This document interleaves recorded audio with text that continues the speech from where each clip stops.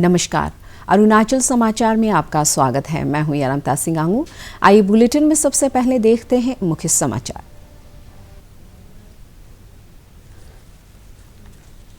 केंद्रीय सूचना और प्रसारण मंत्री अनुराग सिंह ठाकुर ने कहा, नरेंद्र मोदी सरकार की आतंकवाद को कतई बर्दाश्त न करने की नीति के मिल रहे हैं ठोस परिणाम। कहा, मोदी सरकार ने समाज कल्याण के नाम पर कट्टरपंथ को बढ़ावा देने वाले संगठन PFI पर प्रतिबंध लगाने में नहीं किया संकोच।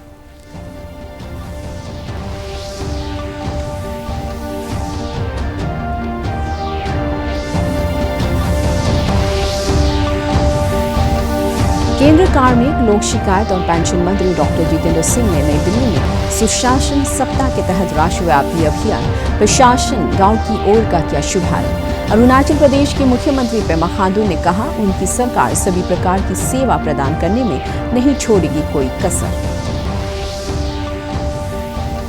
अरुणाचल प्रदेश सरकार वर्ष 2023 तक राज्य के सभी गाँव में नल के जरिए जल सुनिश्चित करने के लक्ष्य को हासिल करने के लिए तेजी से जल आपूर्ति परियोजनाओं को कर रही है पूरा।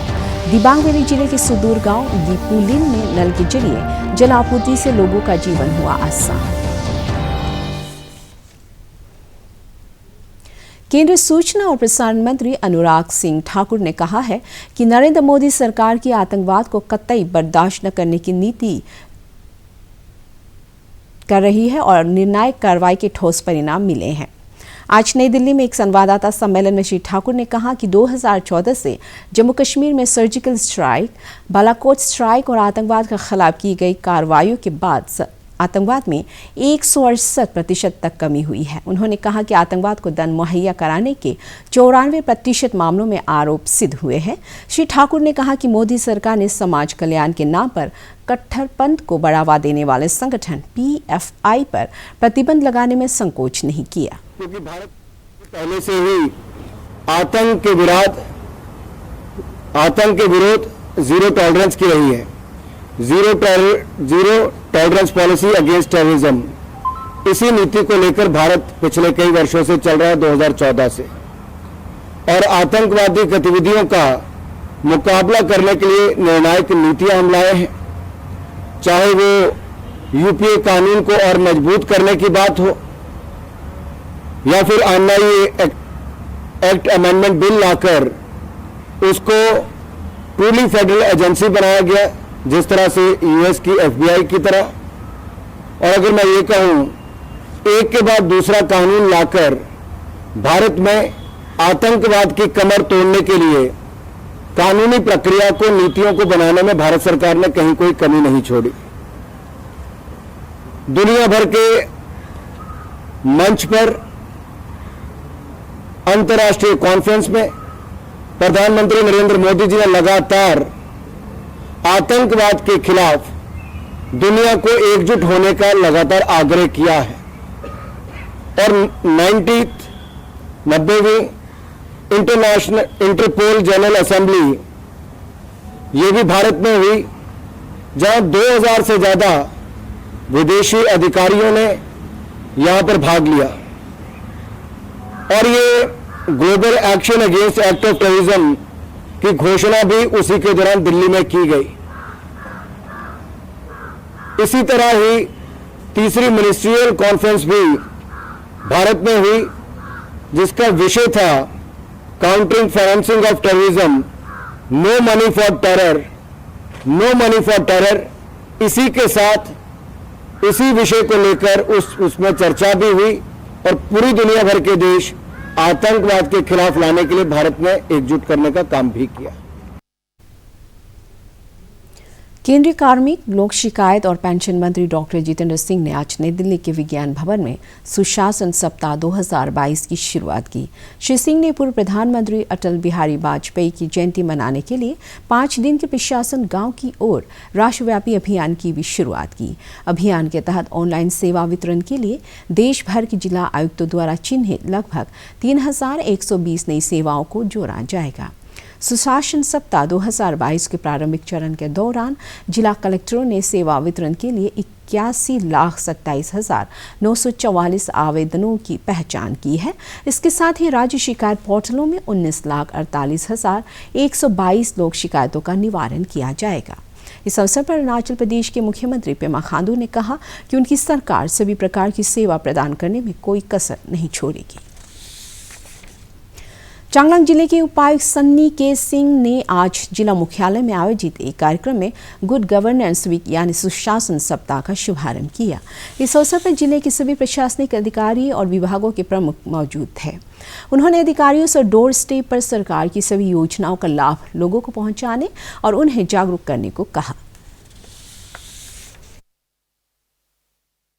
लोअर दिबांग वैली जिला प्रशासन द्वारा प्रशासन गांव की ओर थीम के तहत वर्ष 2022 में 10 मोबाइल जनसुविधा ग्रीवेंसेस रिड्रेशल कैंप और सेवा आपके द्वार शिविर लगाया गया। सेवा आपके द्वार शिविर में लोगों को मौके पर सरकार की योजनाओं का लाभ प्रदान किया गया और उन्हें विभिन्न योजनाओं के बारे में जानकारी देने के अलावा जरूरी प्रमाण पत्र दिए गए। अगले वर्ष लोअर दिबांग वैली जिला प्रशासन की तरफ से सरकार की सेवाएं डोर स्टेप तक पहुंचाने के लिए कई शिविर लगाए जाएंगे।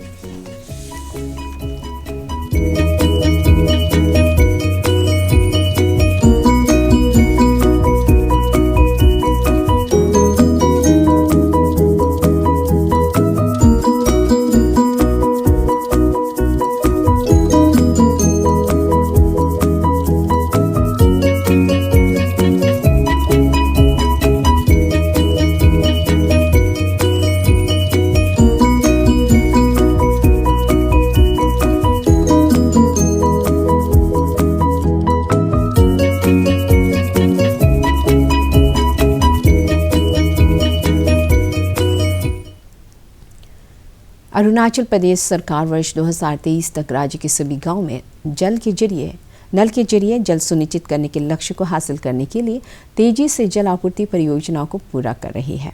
दिबांग वैली जिले के सुदूर गांव गिपुलेन में नल के जरिए जल आपूर्ति से लोगों को अब जल के लिए दूर नहीं जाना पड़ रहा है।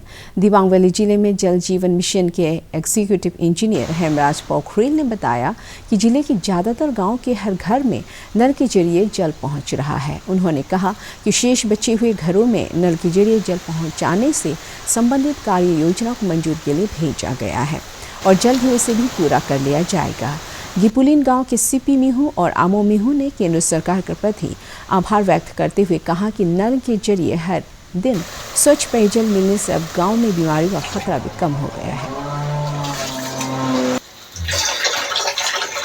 हम लोग का जब जल जीवन मिशन जब हो गया तो हम लोग का सब सुविधा है कि पानी सब घर में आ रहा है। पहला तो हम लोग का जब पानी के लिए प्रॉब्लम था, दूर में जाने पड़ता था। अभी पानी सब वाटर सप्लाई घर का अंदर में आ गया।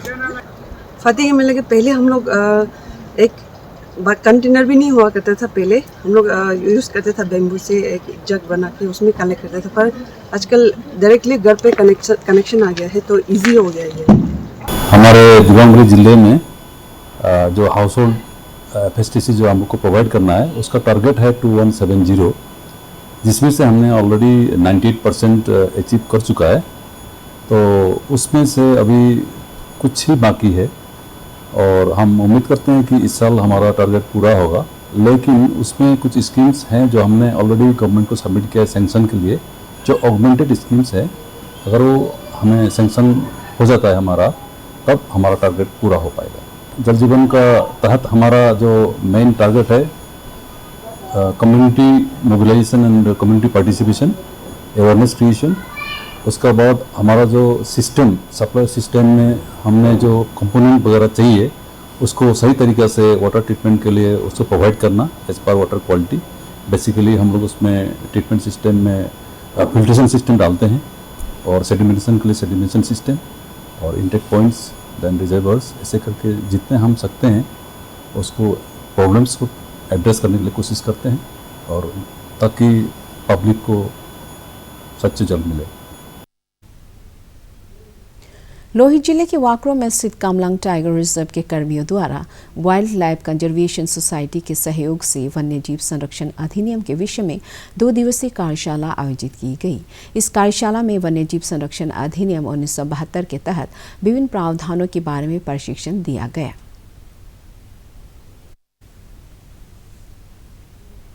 ईस्ट सियांग जिले के रुकसिन सब डिवीजन में स्थित मीरम गांव अपनी स्थापना का डायमंड जुबली वर्ष मना रहा है। इस अवसर पर रविवार को आयोजित कार्यक्रम में स्थानीय विधायक निनोंग इरिंग सहित असम और अरुणाचल के कई गणमान्य व्यक्ति मौजूद थे। विधायक निनोंग इरिंग ने कहा कि गांव में मूलभूत सुविधाओं का विकास और लोगों को आत्मनिर्भर बनने के लिए प्रोत्साहित किया जा रहा है। उन्होंने तवांग सेक्टर की घटना की चर्चा करते हुए कहा कि हमारे वीर सैनिकों ने सीमा की रक्षा के लिए बहादुरी का परिचय दिया।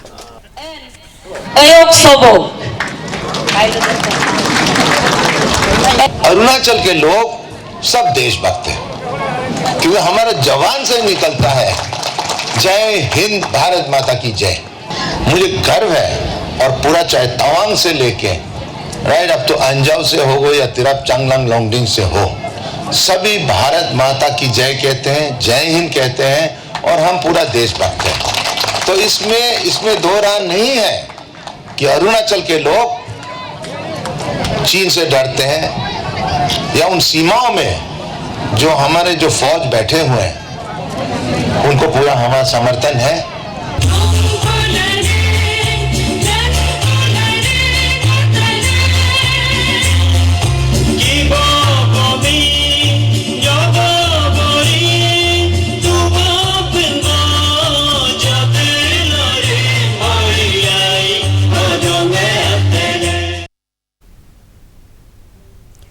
राज्य के सीमावर्ती और सुदूर गांव में सड़क, बिजली, पेयजल, शिक्षा, चिकित्सा सहित आधारभूत सुविधाओं के विकास से लोगों का जीवन आसान हुआ है। दिबांग वैली जिले के गिपुली गांव के निवासी सीपी मिहू और आमो मिहू ने बताया कि जिला मुख्यालय से सड़क से जुड़ने, गांव में बिजली, हेल्थ एंड वेलनेस सेंटर, प्रत्येक घर को LPG सिलेंडर मिलने, हर घर में नल के जरिए जल पहुंचने सहित जरूरी सुविधाएं मिलने से अब गाँव में रहकर कृषि, बागवानी, पशुपालन सहित आजीविका के विभिन्न साधनों से लोग आत्मनिर्भर हो रहे हैं।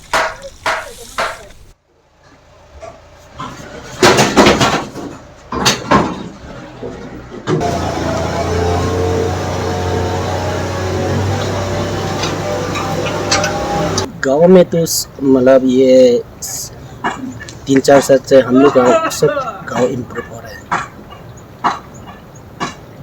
है। ये जीवन मिशन का ना मतलब वाटर सप्लाई सब ठीक है, इलेक्ट्रिसिटी सब ठीक है, रास्ता सब ठीक है। हम लोग का ये हेल्थ सेंटर के लिए तो अभी बस्ती में जो हेल्थ सेंटर मेडिकल खुला है, तो हम लोग का सब अभी डिस्ट्रिक्ट आने में जाने नहीं पड़ रहा है, सब हम लोग इधर में सब कुछ मिल रहा है। सर डेवलपमेंट ऐसे जैसे रोड कनेक्टिविटी ठीक हो रहा है सर, एंड वाटर कनेक्शन का ठीक हो रहा है, एंड इलेक्ट्रिसिटी वो सब भी ठीक हो रहा है सर। देखते देखते ये सब चेंजेस आ रहा है। पहले कैसा था और अभी बहुत सारा चेंजेस आया है। पहले हम लोग 90s का किड से देखते आए कि गाड़ी से प्रॉब्लम होता था, हम लोग को ट्रैवलिंग करने में प्रॉब्लम होता था। आजकल वो प्रॉब्लम्स नहीं है। अभी रोड कनेक्टिविटी ठीक का वजह से, इलेक्ट्रिसिटी का वजह से हम लोग को एक टीवीज आने लगा है, बहुत सारा काम इजी हो जाता है सर। पहले अंधेरा में रहता था इलेक्ट्रिसिटी नहीं होने का कारण से, बट अभी हम लोग इजीली से टीवी देख पा रहे हैं, ये सब कर अंधेरा में भी काम कर पा रहे हैं sir. Health and wellness centre का वजह से सर, जैसे हम लोग गाँव का मम्मी पापा लोग को आने नहीं, सब हॉस्पिटल जाना नहीं पड़ते सर, छोटा छोटा से ट्रीटमेंट यहाँ पे ही मिल जाता है सर। 4G कनेक्शन होना वेरी इंपॉर्टेंट है, बिकॉज हम लोग देश दुनिया का खबर नहीं रख पाते, ओनली टीवी से हम लोग देखते हैं। पर इंटरनेट फैसिलिटीज़ आएगा, वो सब होने से हम लोग के लिए इजी हो जाएगा इन्फॉर्मेशन वो सब पास करने। और इवन हम लोग का विलेज से हम खुद भी क्या करते हैं, पढ़ाई करने जाएगा, उनके नेट चाहिए होता है, तो हम लोग दूर जाते हैं, ईटानगर जाते हैं, रोइंग जाते हैं, जहाँ पे हमको कनेक्शन मिलेगा इंटरनेट का। बट अगर यहाँ पे ही कनेक्शन आ जाएगा तो हम लोग को जाना नहीं पड़ेगा, यहीं से हम पढ़ाई कर सकते हैं इजीली से। विधायक बालो राजा ने कहा है कि क्रादादी जिले के पालिन, चाम्बांग सहित सभी क्षेत्रों में सड़कों के विस्तार की परियोजनाओं को त्वरित गति से पूरा किया जा रहा है। चाम्बांग क्षेत्र में सरकार की परियोजनाओं के निरीक्षण के बाद संवाददाताओं से बातचीत में श्री राजा ने कहा कि पारदर्शिता और गुणवत्ता के साथ विकास परियोजनाओं को समय पर पूरा करने के लिए सभी जरूरी कदम उठाए जा रहे हैं।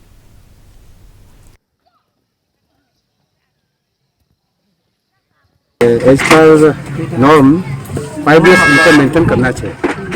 उसको हम जो डिपार्टमेंट को बात कर लें कि जहाँ जहाँ ब्लॉक है उसको मेंटेनेंस करें। 5 years मेंटेनेंस का आता है, मेंटेनेंस के उनको पैसा मिलता भी है। जितना मेरा इलेक्शन मैनिफेस्टो था वो तो शायद अभी आप जाकर देख लीजिए रास्ता कैसे ब्लैक टॉपिंग चल रहा है ना।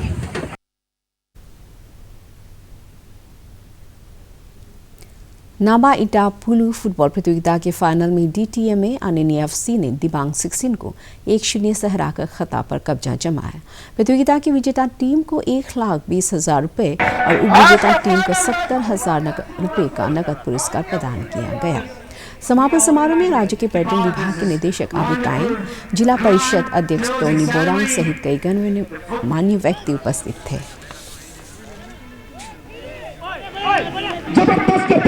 के खिलाड़ी अपने साथी के लिए काफी साथी को पास करने में कामयाब।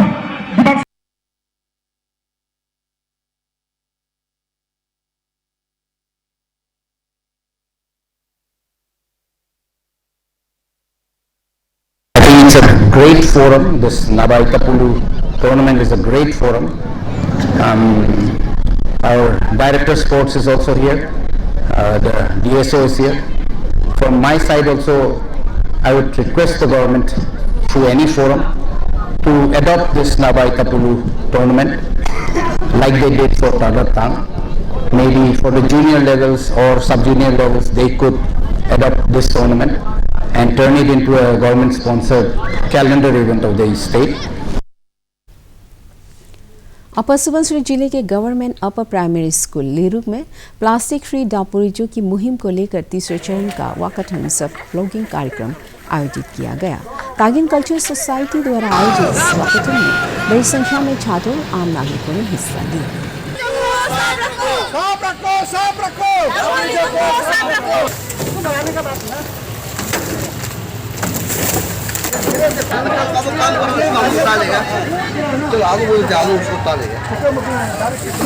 ये हमारा अभियान, ये मिशन जो है हमारा दापोरिजो को प्लास्टिक फ्री और क्लीन दापोरिजो बनाने का यह मुहिम है। तो हम लोग ने 5 दिसंबर से शुरू किया गया है, 4 दिसंबर से शुरू किया गया है। फर्स्ट सेकेंड फेज खत्म हो चुका है, आज थर्ड फेज है। तो आज का थर्ड फेज में हमारा लिरुक अपर प्राइमरी स्कूल और आदर्श पब्लिक स्कूल द्वारा यहाँ आज मतलब हम लोग का साथ दिया है। मैं उन सबको भी थैंक्स देना चाहता है। तो ये हमारा जो अभियान है दापोरिजो को क्लीन बनाने का और हमारा दापोरिजो को साफ सुथरा रखने का, दापोरिजो टाउन को, ये हमारा तागिन कल्चरल सोसाइटी द्वारा शुरू किया गया है। अरुणाचल समाचार के आज के अंक में इतना ही। हम कल फिर हाजिर होंगे अरुणाचल और देश दुनिया की खबरों के साथ। चलते चलते आपको बता दें कि आप अरुणाचल समाचार हमारे YouTube channel DD news Arunachal पर भी देख सकते हैं। देखते रहिए अरुण प्रभा। नमस्कार।